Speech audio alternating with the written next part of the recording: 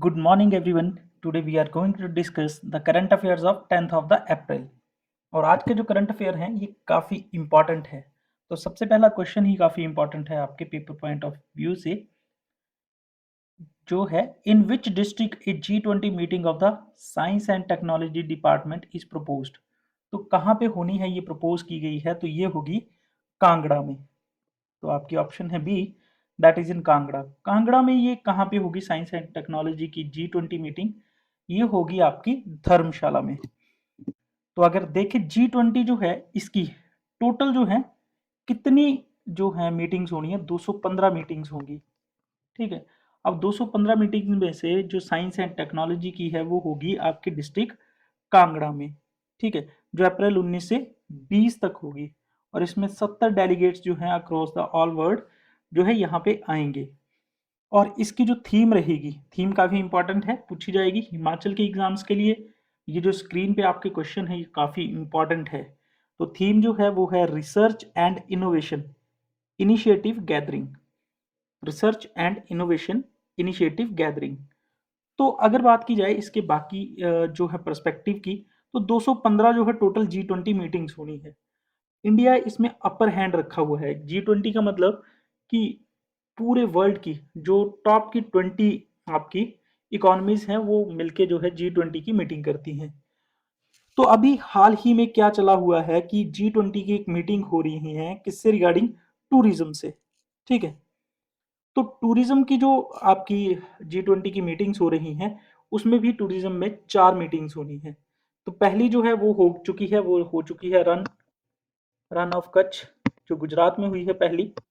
और दूसरी जो है वो आपकी हो चुकी है, हाँ, कहाँ पे हुई है? दार्जिलिंग में हुई है, सिलीगुड़ी में, सिलीगुड़ी दार्जिलिंग में। और तीसरी जो है बड़ी इंपॉर्टेंट है, ये होगी आपकी श्रीनगर में। अब इस पे बड़ा विवाद चला हुआ है। अब इस पे क्यों विवाद चला हुआ है उसके बारे में बात करते हैं कि इसको लेके चाइना और जो हमारा पाकिस्तान है वो बोल रहे हैं कि नहीं होनी चाहिए। यहाँ पे पाकिस्तान तो चलो बोल ही सकता है, बाकी G20 मेंबर जो हैं उसमें चाइना है, ये अपोज कर रहे हैं कि ये जो टूरिज्म की जो मीटिंग है G20 की, ये आपकी कहाँ पे ना हो, ये आपकी ना हो श्रीनगर में, मतलब कि जम्मू एंड कश्मीर में ये ना हो।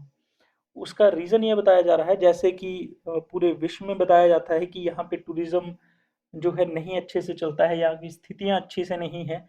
अगर इंडिया इस कैंपेन को, मतलब कि G20 की जो मीटिंग है आपकी श्रीनगर में होनी है टूरिज्म की, साइंस एंड टेक्नोलॉजी की बता दिया आपको धर्मशाला में होगी, टूरिज्म की कहाँ पे होगी? तो वो होगी आपकी श्रीनगर में। तीसरी मीटिंग जो है, 4 होंगी टोटल, तीसरी उसमें श्रीनगर में। अगर सक्सेसफुल हो जाती है इंडिया, तो क्या मैसेज जाएगा पूरे वर्ल्ड वाइड कि यहाँ पे कोई भी प्रॉब्लम नहीं है, ये सिर्फ और सिर्फ झूठ बोला जा रहा है दुनिया के सामने। तो ये एक मैसेज जो है इंडिया का चला जाएगा। और काफ़ी देशों ने, जैसे कि चाइना ने एक बयान दिया था कि इट इज़ नॉट सेफ कि वहाँ पे हो G20 की मीटिंग, पर उन सबको दरकिनार करते हुए ये जो मीटिंग है ये यहीं पे हो रही है। तो ये बड़ा इंपॉर्टेंट है इंडिया के पॉइंट ऑफ व्यू से।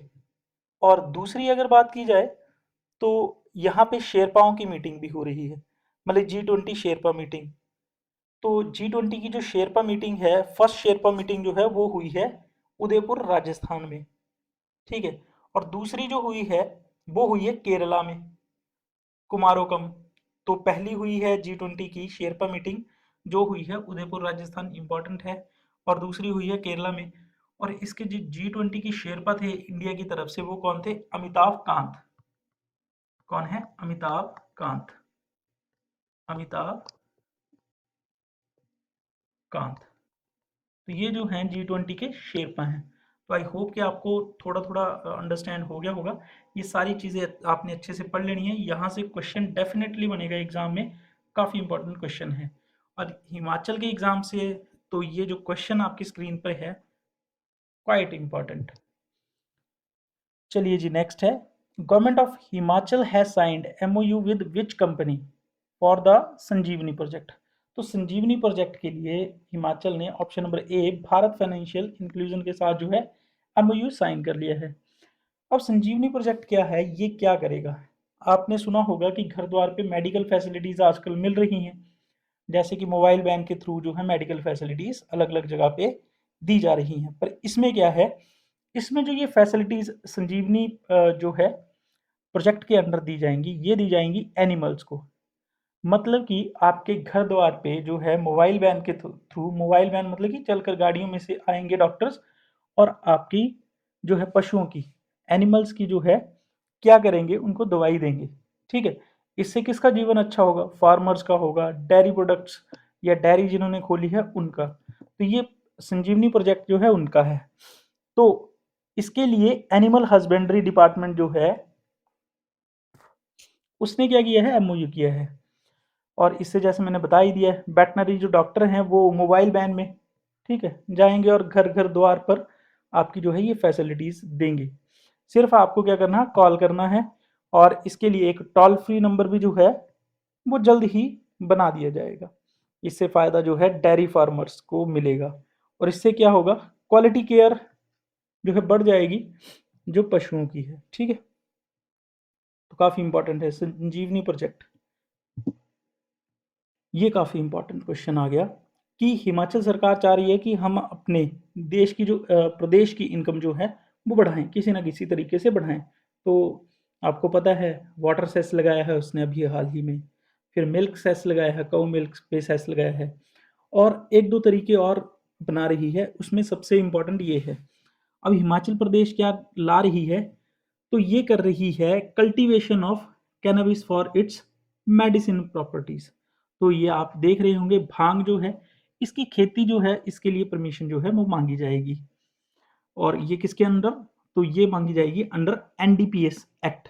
एनडीपीएस मतलब narcotic drugs and psychotropic substances. मतलब कि हमें परमिशन मिल जाए कि जो मेडिसिनल प्लांट्स है, मेडिसिनल प्रॉपर्टीज हैं, उनको उगाने का जो है हमें परमिशन मिल जाए। ये पहली बार नहीं हुआ कि भांग की खेती के लिए कोई जो है हमारा ही स्टेट अप्लाई कर रहा है। पहले भी कुछ स्टेट्स हैं जिनमें जो है इनकी कल्टीवेशन जो है कुछ स्टेट्स के कुछ डिस्ट्रिक्ट्स में जो है अलाउड है, जैसे कि राजस्थान के कुछ डिस्ट्रिक्ट्स में, मध्य प्रदेश के कुछ डिस्ट्रिक्ट्स में, उत्तर प्रदेश के कुछ डिस्ट्रिक्ट्स में।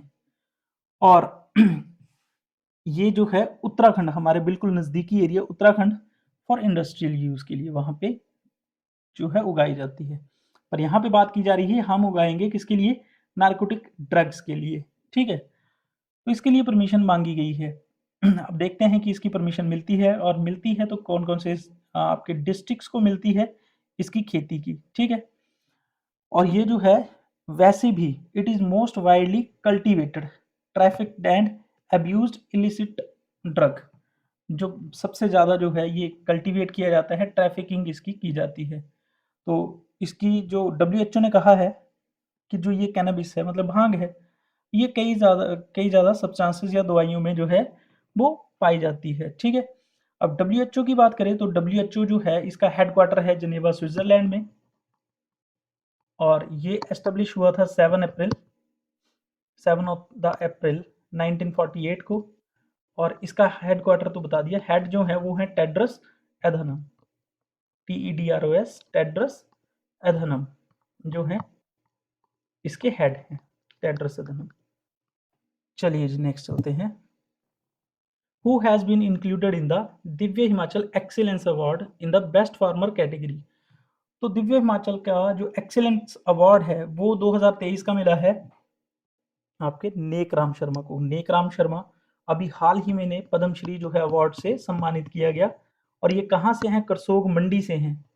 ठीक है, तो ये करसोग मंडी से हैं, और लंज में जो गांव है इनका लंज है वहाँ से है। इन्हों किस लिए जो है ये अवार्ड दिया गया, या पद्मश्री भी सेम कॉज के लिए दिया गया, तो वो कॉज क्या था, इन्होंने जो है एक तो सबसे पहली बात की इन्होंने ऑर्गेनिक खेती की है, और ऑर्गेनिक खेती के साथ साथ इन्होंने हमारी ट्रेडिशनल जो नौ अनाज क्रॉप्स हैं, नौ अनाजा जिन्हें हम बोलते हैं, वो पैदा की है। ठीक है, और वो सारी ऑर्गेनिक है।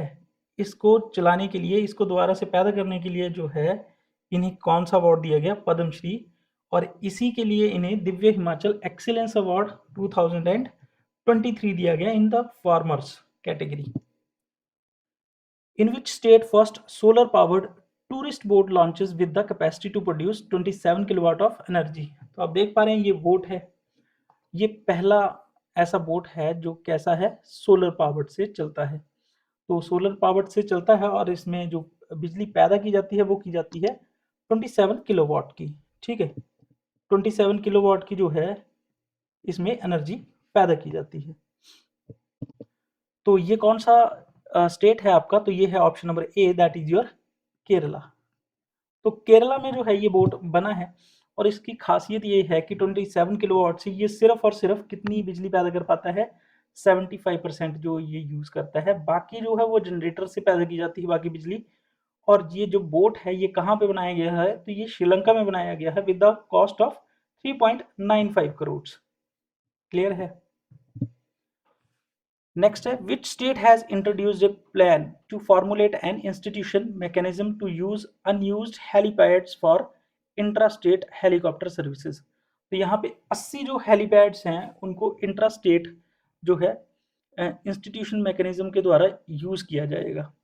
तो ये किसने किया है? तो ये है आपकी option number D, that is Tamil Nadu. तो तमिलनाडु की सरकार ने जो है 80 अनयूज जो इनके हेलीपैड थे उनको अब ये यूज करेगी एज ए हेलीकॉप्टर सर्विस। तो इतने ज़्यादा हेलीकॉप्टर्स चलाए जाएंगे और इसके लिए क्या किया जाएगा, एक पॉलिसी बनाई जाएगी जिसको बोलेंगे एरियल कनेक्टिविटी थ्रू हेलीकॉप्टर्स। ठीक है, एक ऐसा मैकेनिज्म बनाया जाएगा, पॉलिसी बनाई जाएगी। ऐसा नहीं है कि मतलब कि उड़ते उड़ते एक्सीडेंट ही हो जाए, तो उसके लिए कुछ ना कुछ ये मैकेनिज्म जो है फॉर्मुलेट करेंगे।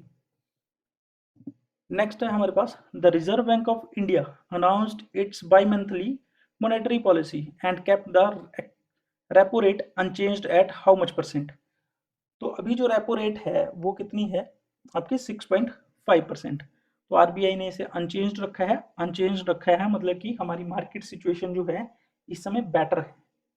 बेटर है मतलब कि ना ही महंगाई ज़्यादा है ना ही महंगाई कम है, तो इसलिए रेपो रेट जो है वो सेम रखी गई है आरबीआई के द्वारा। अच्छा, इसको डिसाइड कौन करता है? तो इसे डिसाइड करती है हमारी MPC. MPC means monetary Policy committee. तो मॉनेटरी पॉलिसी जो कमेटी है ये डिसाइड करती है कि रेट ऑफ इंटरेस्ट बढ़ने चाहिए या घटने चाहिए। और ये जो है मॉनेटरी पॉलिसी कमेटी ये कॉन्स्टिट्यूट की गई थी 2016 में under the section 45 Z B of RB Act 1934। तो आरबीआई जो बना था वो 1934 जो है एक्ट है, आरबीआई एक्ट 1934, इसके अंडर जो है ये बना था। क्लियर है? अब उसके बाद है मुद्रा। मुद्रा जो है ये लोन्स है वो दिए जाते थे। अब मुद्रा लोन्स जो देना शुरू किए वो कब किए? 2015 में जो लोन सिस्टम है मुद्रा लोन जो है वो आए थे। अब ये मुद्रा लोन हैं क्या? अब ये ऐसे लोन्स हैं, पहले तो इसकी फुल फॉर्म पढ़ लेते हैं। एम फॉर माइक्रो, ठीक है, U for units, D for developments, R for refinance, A for agency. मतलब इसकी फुल फॉर्म है Micro Units Development and Refinance Agency. तो आप वर्ड से भी समझ रहे होंगे, माइक्रो यूनिट्स मतलब कि छोटे छोटे यूनिट्स के लिए जो लोन है वो दिया जाता है बैंक्स के द्वारा। ठीक है, रीफाइनेंस एजेंसी के द्वारा। अब ये मुद्रा लोन सरकार इसकी गारंटी लेती है और छोटे छोटे जो आपके बोल सकते हैं बिजनेसमैन हैं उन्हें जो है लोन्स जो ये हैं दिए जाते हैं। इसके अंडर देखा गया, इस स्कीम के अंडर देखा गया जो मुद्रा लोन में लोन दिया गया वो 68% जो है विमेन एंटरप्रेन्योर्स को दिया गया। मतलब कि इससे जो बिजनेस किया गया वो विमेन्स ने किया है 68%। और अगर पूरे में से देखें तो 51% जो है वो लोन दिया गया आपके एससी और एसटी एंड ओबीसी कैटेगरी के लोगों को। तो ये लोन जो है काफी लोगों को हेल्पफुल हुआ। इसमें जो है 41 करोड़ लोगों को जो है लोन दिया गया, मतलब कि 40 करोड़ 82 लैक्स अप्रोक्सीमेटली 41 करोड़ लोगों को जो है लोन दिया गया। और ये कितना लोन दिया गया? ये दिया गया 23 लाख करोड़ जो है, मतलब कि 41 करोड़ लोगों ने कितना लोन लिया?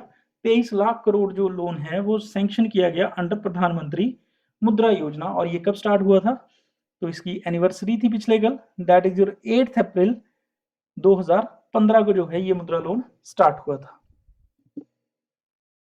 नेक्स्ट है हमारे पास, which country has ranked the best performing power generation company in the country for the financial year 2022-23, ठीक है।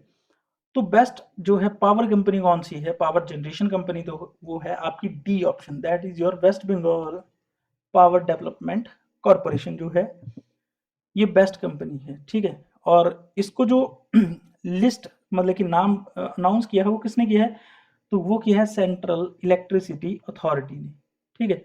इन्होंने एक लिस्ट पब्लिश की जिसमें जो है West Bengal Power Development Corporation को फर्स्ट रैंक जो है मिला है बेस्ट, ठीक है, फॉर पावर जनरेशन 2022 और 23 के लिए। नेक्स्ट है हमारे पास रिसेंटली काजीरंगा नेशनल पार्क, काफी इंपॉर्टेंट है, राइनोस के लिए जाना जाता है। In which state this national park located, तो हाल ही में ये न्यूज में था तो मैंने बता दिया कि राइनोस के लिए भी जाना जाता है, तो ये है आपकी option number A, that is your Assam. तो असम में क्यों न्यूज में रहा ये आपका काजीरंगा नेशनल पार्क, क्योंकि यहाँ पे मनाया गया गज उत्सव, किसके द्वारा, आपकी प्रेसिडेंट जो है द्रौपदी मुर्मू जो है यहाँ पे गई थी और यहाँ पे मनाया गया गज उत्सव इन काजीरंगा।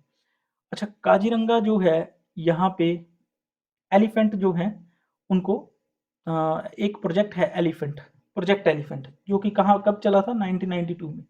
ये सेंट्रल से स्पॉन्सर्ड स्कीम है और यहाँ पे कंजर्व किया जाता है एलिफेंट्स को, ठीक है। और अभी रिसेंटली इन पर हाथियों पे एक मूवी बनी थी, डॉक्यूमेंट्री मूवी, जिसने ऑस्कर जीता है, जिसका नाम था एलिफेंट विस्पर्स, ठीक है। अच्छा, इंपॉर्टेंट बात नेक्स्ट तो एक प्रोजेक्ट एलिफेंट है जो 1992 में बना, एक प्रोजेक्ट टाइगर है, प्रोजेक्ट टाइगर, टाइगर्स को कंजर्व करने के लिए, जो 1973 को चला था, ठीक है। और 1974 को गवर्नमेंट ऑफ इंडिया ने नेशनल पार्क डिक्लेयर किया था, किसे, आपके काजीरंगा को 1974 में, ठीक है। और टाइगर रिजर्व जो इसे घोषित किया गया वो किया गया 2007 में। और अगर देखा जाए कि राइनोज जो हैं पूरे हमारे इंडिया में, उसका 66% या 67% जो है, 2/3 जो है वो राइनोज आपके पूरे विश्व के, वो कहाँ पे होते हैं, वो काजीरंगा में पाए जाते हैं, ठीक है। तो राइनोज के लिए फेमस भी जो है ये आपका काजीरंगा नेशनल पार्क है। आपके एलिफेंट्स के लिए भी कंजर्व करने के लिए भी यहाँ पे 1992 में बनाया गया था इसे, और 2007 में यहाँ पे टाइगर भी जो है रिजर्व किए गए थे, कंजर्व किए गए थे। चलिए जी, अब देखते हैं कि असम में जो अलग अलग हमारे नेशनल पार्क हैं वो कौन कौन से हैं। तो ये हैं रायमोना, मानस, ओरांग, नमेरी, काजीरंगा, दिब्रू साइखोवा और दिहिंग पटकई। जो दिहिंग पटकई है ये सबसे लास्ट में नेशनल पार्क बना है, ये 2021 में भी बना है, तो हाल ही में ये न्यूज में भी रहा था। उसके बाद है रायमोना नेशनल पार्क, इसका छठा जो है, सिक्स्थ नेशनल पार्क जो है असम का बना था। Which government body launch centralised portal, तो प्रभा पोर्टल जो है कौन से गवर्नमेंट बॉडी ने लॉन्च किया है for licensing and approval application. तो ये किस लिए किया गया प्रभा, कि जैसे आरबीआई ने लॉन्च किया है, सबसे पहले तो बात करें आरबीआई ने, तो ये पिक्चर में आप देख सकते हैं, ये है शक्तिकांत दास जो हमारे 25वें गवर्नर बने हैं आरबीआई के। अब प्रवास स्कीम क्या करेगी, जैसे जो बैंक्स हैं या कोई बैंकिंग के लिए अप्लाई करता है लाइसेंस के लिए, तो वो लाइसेंस के लिए अप्लाई करे और उसका अप्रूवल कब मिलेगा, जैसे हम अप्लाई करते हैं ना फॉर्म्स, तो हमें पता होता है कहाँ से अप्लाई करने हैं, कहाँ से एप्लीकेशन कहाँ प्रोसेस हुआ है, कितनी फीस कट गई है उसकी कि नहीं कटी है, या फिर हमारा अप्रूव हो गया नहीं हुआ तो किस वजह से नहीं हुआ। अब यहाँ पे भी एक पोर्टल है वो लॉन्च कर दिया गया है प्रभा। तो यहाँ पे जो है इंस्टीट्यूशन जो हैं अपने लाइसेंस के लिए अप्लाई करेंगे और उसकी पूरी रिपोर्ट इसी पोर्टल पे उनको मिल जाएगी, मतलब कि प्रोग्रेस रिपोर्ट, जैसे कि आप अभी हाल ही में अपना कुरियर करें या फॉर एग्जांपल आप ऑनलाइन ऑर्डर करते हैं तो आपको पता लग जाता है कि आपका ऑर्डर कहाँ पर पहुँचा है, ठीक है। वैसे प्रवास स्कीम बता देगी कि जो लाइसेंस के लिए अप्लाई किया है वो प्रोसेस जो है अभी कहाँ तक पहुँचा है और कहाँ रुका हुआ है, और इसका अप्रूवल और लाइसेंस जो है वो एक ही पोर्टल से मिल जाएगा, that is your Pravah portal, ठीक है। तो Pravah will offer single interface for application to submit and track the status of their application. अब बात करते हैं आरबीआई की। आरबीआई जो बना है आरबीआई एक्ट 1934 के अंडर बना है। और ये कब बना था? तो ये बना था 1 अप्रैल 1935 को, जो आरबीआई बना था अप्रैल 1935 को। अच्छा, ये नेशनलाइज्ड कब हुआ? तो ये हुआ 1 जनवरी 1949 को आरबीआई जो है नेशनलाइज्ड हुआ है। और अभी शक्तिकांता दास जो हैं वो इसके 25 में गवर्नर हैं आरबीआई के। और आरबीआई का हेडक्वार्टर स्टार्टिंग में कहाँ पे था? तो कोलकाता में बना था ये 1 अप्रैल 1935 को। अगर हाल ही में बात करें इसका हेडक्वार्टर कहाँ पे है, तो वो है मुंबई। ठीक है। अगर अभी क्वेश्चन आएगा एग्जाम में कि अभी हेडक्वार्टर कहाँ पे है, अभी तो नहीं पूछेंगे headquarter of RBI, then answer is Mumbai. But अगर ये पूछा जाएगा कि जब बना था तो उस समय इसका हेडक्वार्टर कहाँ पे था, तो था कोलकाता। चलिए next. According to Airport Council International, which Indian airport is world's 9th biggest airport? तो ये है हमारा इंदिरा गांधी इंटरनेशनल एयरपोर्ट। तो ये 9th बिजिएस्ट जो है वो एयरपोर्ट है। और ये कहाँ पे है? ये न्यू दिल्ली में है। अगर बात करें लाल बहादुर शास्त्री एयरपोर्ट, तो ये उत्तर प्रदेश में है। वीर सावरकर जो है अंडमान एंड निकोबार में है। कैंपागौड़ा जो है बेंगलोर कर्नाटका में है। तो ये एयरपोर्ट भी हमें पता होना चाहिए कि कहाँ कहाँ पे है। तो इंदिरा गांधी जो है वो 9th बिजिएस्ट एयरपोर्ट जो है वो बन गया है। क्लियर है? अच्छा, एक और बात करें, अगर अगर यहाँ पे हम बात करें कि सबसे बिजिएस्ट जो पूरे वर्ल्ड में है वो कौन सा है, तो अटलांटा का एयरपोर्ट है। अटलांटा जो लंदन में है, यूके में, वो एयरपोर्ट जो है वर्ल्ड का बिजिएस्ट एयरपोर्ट है। 75 मिलियन जो लोग हैं वहां पे आते जाते रहते हैं। अच्छा, एक और इम्पॉर्टेंट चीज यहाँ पे देखने को मिले कि जो आपका यूएसए है, आप टॉप 50 में बात करें तो उसमें 20 एयरपोर्ट जो है बिजिएस्ट में, टॉप 50 में जो है वो यूएसए के हैं। उस सेकंड नंबर पे आपका चाइना है जिसके 13 हैं। और बाकियों के कम कम एयरपोर्ट ही हैं। अगर यहाँ पे बात करें तो दिल्ली इंदिरा गांधी इंटरनेशनल एयरपोर्ट जो है वो 2022 का क्या है, 9th नंबर का बिजिएस्ट एयरपोर्ट है। और यहाँ पे 59.5 मिलियन पैसेंजर जो हैं वो आपके यहाँ पे आते जाते रहते हैं। ठीक है। तो अटलांटा जो है लंदन में, वो क्या है, बिजिएस्ट एयरपोर्ट है। तो ये आपने याद रखना है। अच्छा, अटलांटा का जो ये लंदन यूके में एयरपोर्ट है, इसका बेसिकली एक और नाम है, एक और नाम क्या, वही नाम है जैसे हमारा दिल्ली का एयरपोर्ट है उसका इंदिरा गांधी नाम है, उसका है हार्ट्सफील्ड जैक्सन। ठीक है, हार्ट्सफील्ड जैक्सन।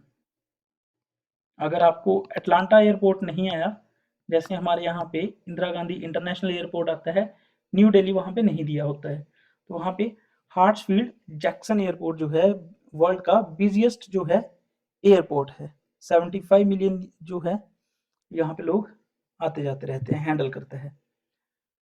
नेक्स्ट है हमारे पास यहाँ पे वर्ल्ड वैक्सीन कांग्रेस हुई है 2023 के लिए, जिसमें हमारे देश की भारत बायोटेक ने जो है बेस्ट प्रोडक्शन और प्रोसेस डेवलपमेंट अवार्ड जो है जीता है वैक्सीन को बनाने के लिए। क्लियर है? और ये जो वर्ल्ड वैक्सीन कांग्रेस हुई है ये कहाँ पे हुई है? वाशिंगटन यूएसए में जो है ये हुई है। और हमारी Bharat Biotech is the world's first producer of international कोविड-19 वैक्सीन, जिसका नाम था इनकोवैक। तो ये था। नेक्स्ट जो है ये चावल आप देख रहे हैं, ये कहाँ के हैं? ये हैं आपके बिहार के। और इनको जीआई टैग मिला है। और इनका नाम क्या है? तो इनका मिर्चा राइस। मिर्चा राइस क्यों? क्योंकि इसकी जो शेप है और साइज है वो आपकी ब्लैक पेपर, काली मिर्च की तरह है, जिसकी वजह से इसका नाम पड़ गया मिर्चा राइस। ठीक है, और मर्चा राइस। नेक्स्ट है, अभी हाल ही में एक रिपोर्ट जारी की गई है हमारे एनवायरमेंट स्टैटिस्टिक्स 2023 की। तो इस रिपोर्ट में जो है अलग अलग प्रोग्राम्स को बताया गया है, अलग अलग आंकड़ों को बताया गया है। और ये किसने रिलीज की है? तो ये की है Ministry of Statistics and Programme Implementation. अब इन्होंने बताया, इन्होंने क्या बताया कि जो हमारी बारिश है, एनुअल बारिश जो होती है वो हमारे 2022 में 2021 के कंपैरिजन में बढ़ गई है। ठीक है। और हीट वेव्स जो है सबसे ज्यादा कहाँ चलती हैं? राजस्थान, दूसरे पे पंजाब, तीसरे पे हरियाणा, चौथे पे झारखंड एंड दिल्ली। और इन्होंने दो स्टेट्स का नाम दिया, असम एंड हिमाचल, जिनमें हीट वेव चलती थी। पर इनमें 2010 के बाद कोई भी हीट वेव जो है नहीं चली है। और उसके बाद बात की कि 2018 में जो है वो एकदम से जो साइक्लोन जो थे ना, साइक्लोनिक स्टॉर्म्स जो थे वो एकदम से बढ़ गए थे। उनकी रेशो भी जो है वो डिक्रीज हुई है। काफ़ी अच्छी न्यूज़ है इन 2022। तो ये रिपोर्ट थी आपकी एनवायरमेंट स्टैटिस्टिक्स के द्वारा। तो ये थे आज के करंट अफेयर। आई होप कि आप सबने मेरा सेशन जो है वो एंजॉय किया होगा। और अगर आपने मेरा सेशन जो है एंजॉय किया है, so please like share and subscribe my channel. Thank you all.